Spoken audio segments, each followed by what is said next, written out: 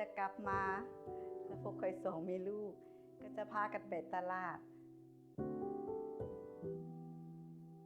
เพื่อซื้อเครื่องมาเฮ็ดกินร่วมกัน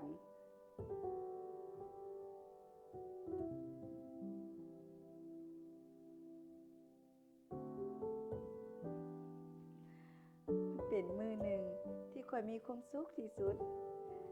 และปีนี้ข่อยก็หวังว่า ลูกคงจะมีเวลากลับมากินข้าวร่วมกับข่อยอีก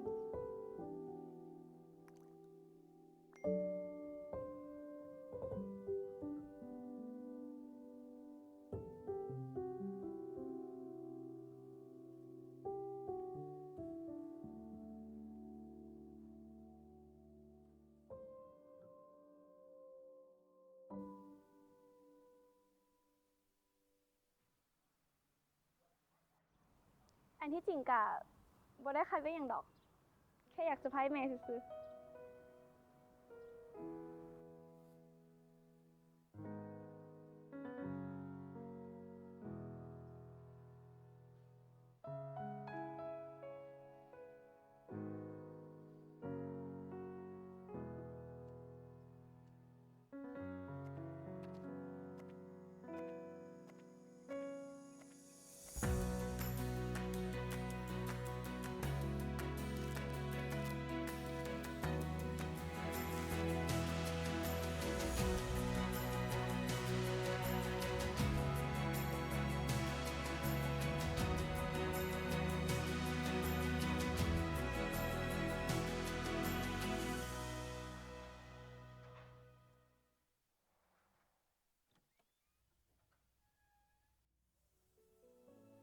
ว่าแม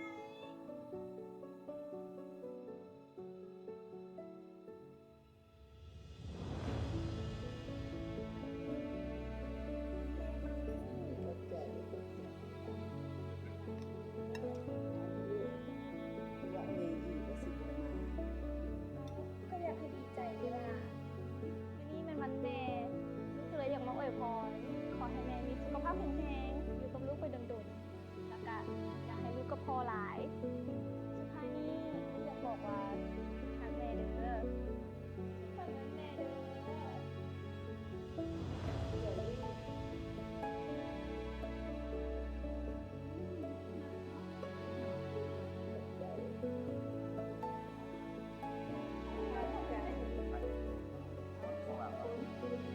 โอเคพ่อบอ